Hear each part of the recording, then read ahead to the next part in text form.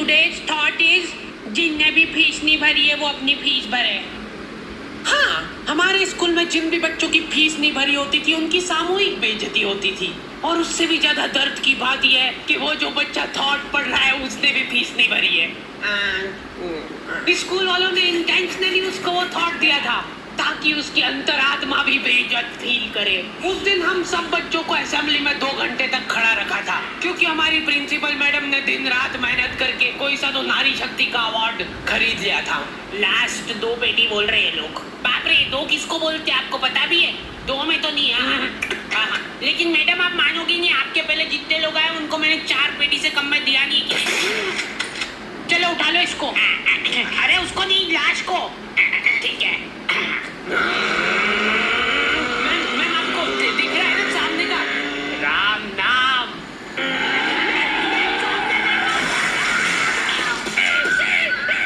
उस दिन हमारे स्कूल में अवार्ड के सेलिब्रेशन के लिए अलग तैयारियां चल रही थी। तो और मतलब पढ़ाई लिखाई कैसी चल रही है अपने फिर? कुछ हेल्प वगैरह लगी? मैम का स्केच? हाँ, हार्डी को बोला तो था। मैं स्कूल में स्केचेस का धंधा करता था, 100 रुपए प्रति स्केच और लड़कियों का फ्री में।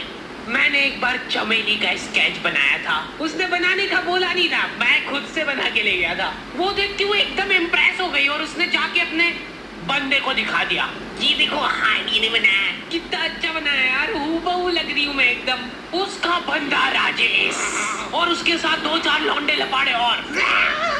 बहुत स्केच बनाना आ रहा है देखो आजकल, हमारा भी बना दे कभी। अरे भाई पर हुआ क्या?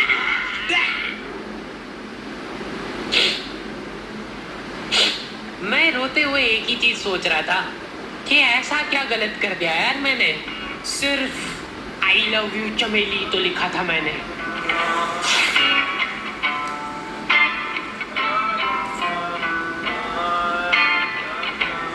नाम तेरा है क्या मुझको तो खबर नहीं, गलतियां ही सारी उन रातों की है। जिंदगी तो चल रही मैं मगर थमा हुआ, शायरी ये सारी मेरी बातों की है। नाम तेरा है क्या मुझको तो खबर नहीं, गलतियां ही सारी उन रातों की है। जिंदगी तो चल रही मैं मगर थमा हुआ, शायरी ये सारी मेरी बातों की है। निकलो। ड्राइंग वाली मैडम ने मेरे को प्रिंसिपल मैडम का स्केच बनाने का बोला था और मैं अपनी जिंदगी का सबसे वाहियात स्केच बना के ले गया क्योंकि फ्री में बनवा रहे थे मेरे से। मैम अब फ्री में तो ऐसा ही मिलेगा। असेंबली ग्राउंड में सारे कैदियों को हाइट वाइज खड़ा करा जाता था और जो भी बच्चा प्रेयर के बीच में आंखें खोलता था या हिला डुली करता था, पसीना पोंछ रहा था वो बेचारा। प्रेयर खत्म होने के बाद हमारे आसपास लाशें पड़ी होती थी। असेंबली से क्लास तक का फासला बहुत कठिन होता था कुछ बच्चों के लिए। ओए, रुक इधर, तेल क्यों नहीं डाला? सर वो मेरे घर पे जो कोई भी तेल लगा के नहीं आता था उसको घसीट के गाल कोटरी में फेंक देते थे और वहीं पे 25 लीटर वाली सोयाबीन तेल की केन उसके ऊपर ढोल देते थे। सर मैं कल बेचारे बच्चे फिर भी जैसे तैसे अपने क्लासरूम तक पहुंच रहे हैं और वहाँ पे टीचर के आते पता ही नहीं है। उनकी अलग मीटिंगें चल रही है ऑफिस में। अच्छा चलो बताओ कि अपन इन बच्चों को और किस तरीके से लूट सकते हैं। मेरे पास एक आइडिया है। देखो अपन क्या है कि एक प्रोजेक्टर लगवाते हैं एक ही क्लास में। कैदियों को क्लास में कोई संभालने वाला नहीं होता है तो ये अपने जंगली पने पे उतर ही आते हैं। मैं कह रहा हूँ लोहे की स्केल से बेंचें रगड़ रहे हैं, मिस्त्री फेल हो जाए इनके सामने, ऐसा फिनिशिंग वाला काम करते थे। लेकिन इनके जंगली पने यहीं पे खत्म नहीं हो रहे। 2 लौंडे उठे और उन्होंने उनकी बेंच उठा के खिड़की से बाहर फेंक दी। अब उनको देख के बाकी बच्चे भी क्लास का सारा सामान उठा के खिड़की से बाहर फेंक रहे। और क्यों कर रहे हैं ये सब वो इनको खुद को नहीं पता है। मैम शायद बाहर छोड़ो, इधर ध्यान दो ना आप। तो अपन ये जो प्रोजेक्टर लगवाएंगे इसको अपन नाम देंगे स्मार्ट क्लास और उसकी अपन लेंगे अलग से फीस, ठीक है? पर कभी किसी बच्चे ने नहीं दी तो अरे भूषण जी फीस पेरेंट्स देते हैं, बच्चे नहीं। एक हफ्ते में एक पीरियड लगता था स्मार्ट क्लास का जो बच्चों को स्मार्ट बनाने के लिए काफी था। पॉपकॉर्न लाया था ना तू आज? खोल टिफिन, मूवी चलेगी अभी मूवी। ये लोग ऐसे बैठे कि अभी लड़की आके मुजरा करेगी इनके सामने। जिन भी बच्चों ने वो एक्स्ट्रा फीस नहीं भरी होती थी उनको वो 1 पीरियड के लिए क्लास के बाहर जाना पड़ता था। ये सब हरकतों में ही 10-15 मिनट निकल जाते थे। उसके बाद टीचर आके जैसे ही प्रोजेक्टर चालू कर रही है उसकी आधी स्क्रीन जने का सीलिंग पे ही चढ़ रही है। तो अब उस स्क्रीन को फिक्स करने के लिए एक एक्सपर्ट आदमी को बुलाया जाता है। हाँ, सही सोच रहे हो, बोजाना।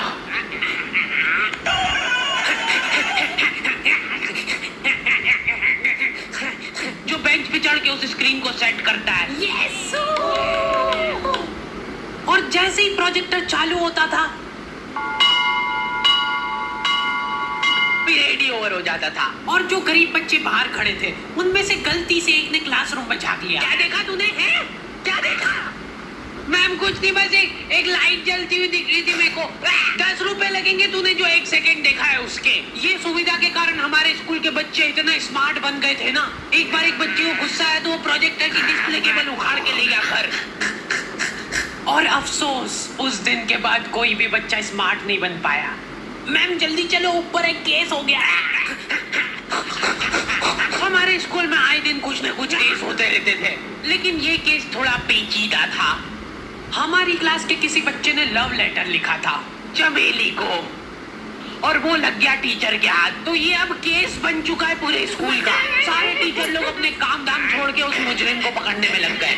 जो टीचर लीव लेके छुट्टी मनाने गए थे वो आधे रास्ते से पलट के आ गए थे। ये सर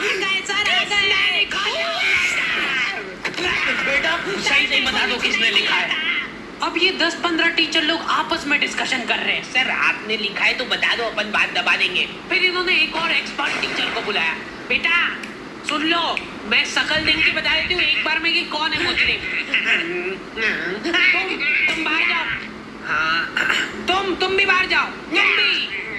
क्लास में सिर्फ 4 लड़के बचे जिनमें से एक मैं हूँ।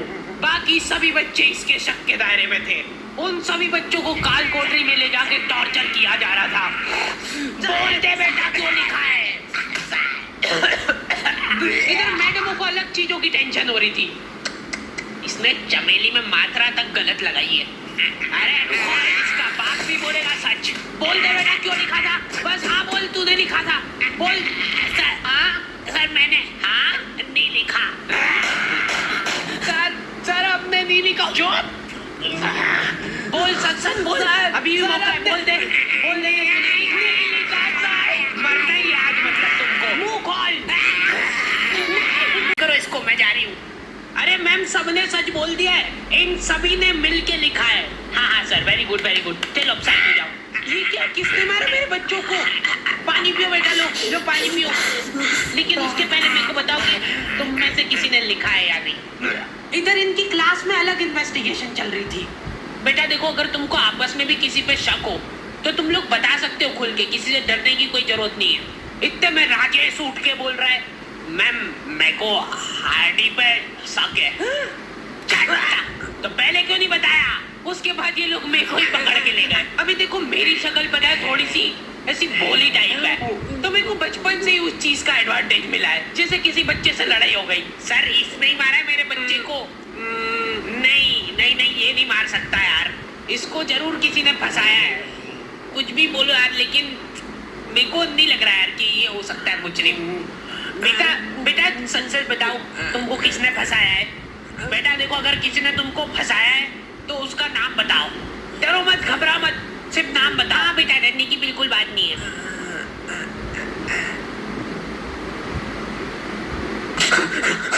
राजेश कौन है? सर मैं। बस उसी दिन राजेश मेरे को आखिरी बार दिखा था, लेकिन वो लव लेटर किसने लिखा था वो आज तक रहस्य ही है। लगे सामने खड़ी, लगता जैसे अपने आप से खुली किताब जैसे। मेरी प्यारी चमेली।